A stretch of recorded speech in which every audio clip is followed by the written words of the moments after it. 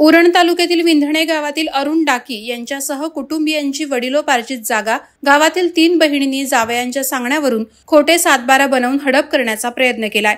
धक्कादायक बाब म्हणजे शासनाच्या अधिकाऱ्यांना हाताशी धरून हे सर्व गैरकृत्य केल्याचे आरोप डाकी कुटुंबियांनी केलेत। हे प्रकरण डाकी कुटुंबियांच्या लक्षात आल्यानंतर त्यांनी तात्काळ याबाबतची तक्रार महाराष्ट्राचे मुख्यमंत्री एकनाथ शिंदे, गृहमंत्री, महसूल मंत्री यांच्यासह जिल्हाधिकारी रायगड, नवी मुंबई पोलीस आयुक्तालय आणि उरण पोलीस ठाण्यात स्पीड पोस्टद्वारे दाखल केली आहे।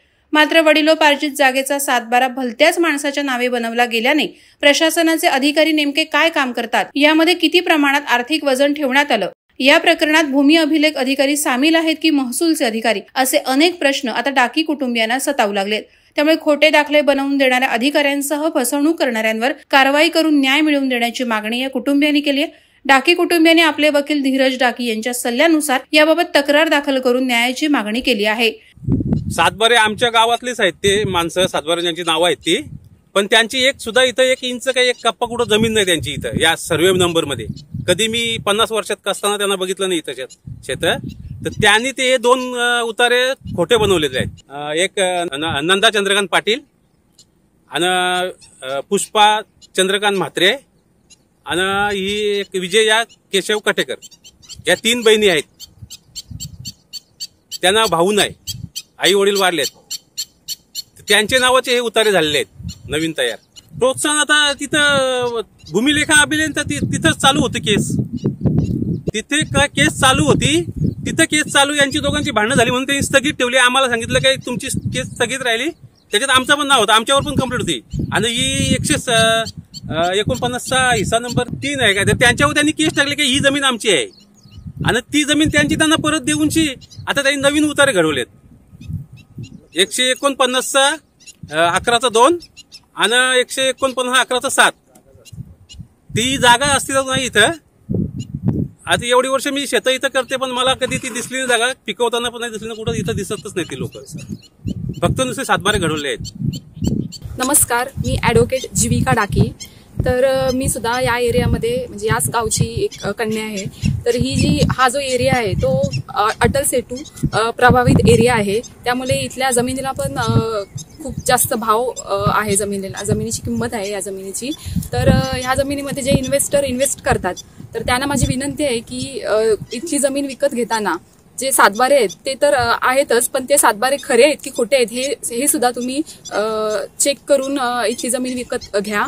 आणि दुसरी गोष्ट म्हणजे ती जी जागा आहे त्या जागेवर स्वतः जाऊन पाहणी करा की ही जागा अस्तित्वात आहे की नाही, जेणेकरून भविष्यात त्यांची जी पुंजी आहे, जी साचवलेली पुंजी आहे, ती त्याचं नुकसान होणार नाही।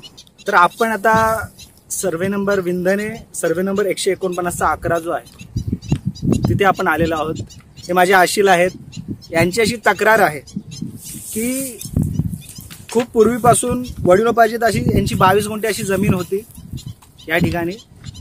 149 11 त्याचा हिस्सा क्रमांक 2 आणि ती जी त्यांची 22 गुंठे जमीन होती ती आता घटून काही लोकांनी 18 गुंठे केलेली आहे।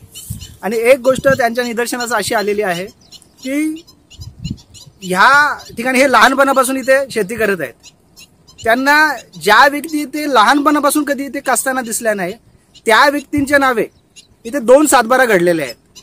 ते 68 गुंठ्याचे, एक 10 गुंठ्याचा 149चा 11/7 हा 10 गुंठ्यांचा व 149चा 11/2 हा 57 गुंठ्यांचा, असे 68 गुंठ्यांचे 2 7/12 घडलेले आहेत।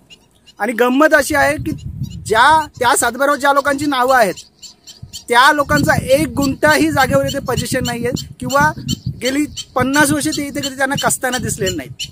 तर ह्या बाबी या ठिकाणी घडत आहेत। हा जो एरिया आहे अटल सेतू प्रभावित एरिया म्हणून हा गणला जातो। 123 गावं जी आहेत MMRDA जी आरक्षित केलेली आहेत त्यामध्ये हे विंधणे गाव आहे। आणि आता जर आपण पाहिलं तर प्रति गुंठा 7 ते 10 लाख एवढा भाव या जमिनीला आहे, इथे प्रति गुंठ्याला आहे। आणि अशा परिस्थितीत इथे जमीन अस्तित्वात नसताना मग तहसीलमधील महसूल अधिकारी असतील, भूमी अभिलेख मधील अधिकारी असतील, त्यांना हाताशी धरून खोटे सातबारा घडवण्याचे प्रकार सर्रास इथे घडत आहेत आणि आमच्या निदर्शनास, आमच्या आशिलांच्या निदर्शनास अशी गोष्ट आलेली आहे की 149चा 11/2 व 149चा 11/7 हे 2 खोटे सातबारे इथे घडलेले आहेत. इथे पोझिशनच नाही, ती जमीनच अस्तित्वात नाहीये आणि खोटे सातबारे इथे घडलेले दिसत आहेत.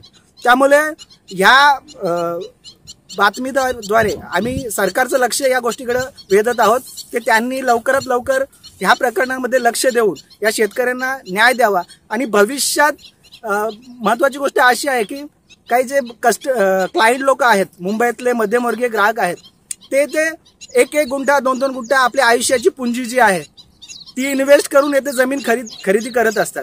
आणि बरीच प्रकरणं अशी घडलेली आहेत की मोठ्या प्रमाणात जमीन अस्तित्वात नाहीत, नुसते सातबारे आहेत आणि असे सातबारे त्या लोकांना विकलेले आहेत आणि भविष्यात पोझिशनचा प्रश्न निर्माण झालेला आहे आणि त्यांची फसवणूक झालेली आहे. तर असा प्रकार कुठे घडू नये, अशा या मध्यमवर्गीय जे क्लायंट लोक असतील, गुंतवणूकदार असतील, त्यांचं भविष्यात नुकसान होऊ नये. तसेच यांची 4 गुंठे जमीन कमी झालेली आहे, ती नेमकी कोणी खाल्लेली आहे आणि हे सातबारे कसे घडवलेले आहेत.